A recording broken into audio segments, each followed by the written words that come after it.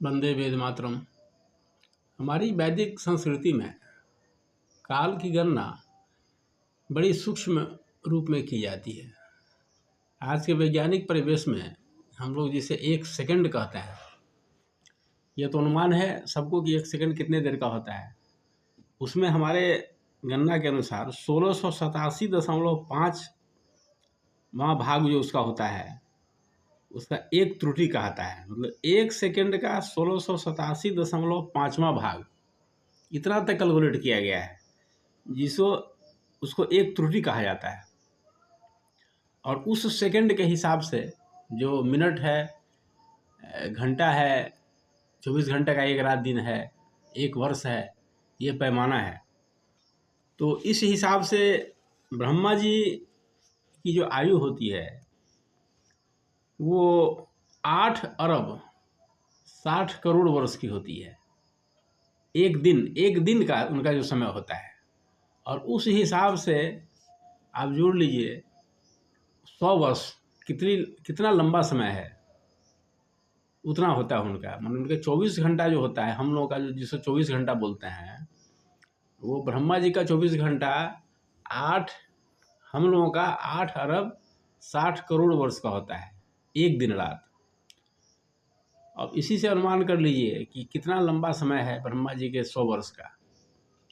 जब ब्रह्मा जी का 100 वर्ष पूरा हो जाता है तो भगवान अपना एक बार पलक झपकाते हैं। अब इसका अनुमान कीजिए कि भगवान के एक बार पलक झपकाने का जो समय है वो कितनी लंबी अवधि है। ये बहुत ही विकट गणना इसका है। भले ही आजकल के लोग इसको नहीं माने, लेकिन ये चीज़ मान्यता प्राप्त है, वैदिक शास्त्रों में इसका उल्लेख है।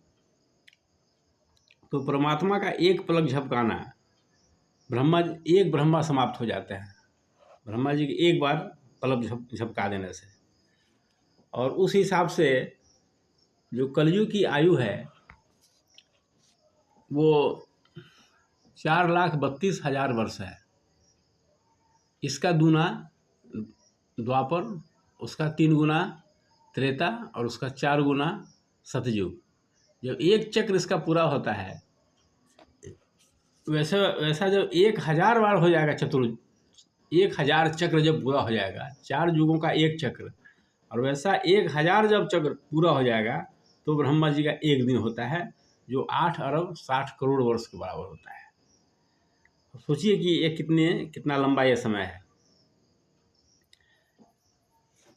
1200 देव वर्ष कलयुग की आयु है, जो 4,32,000 वर्ष का है।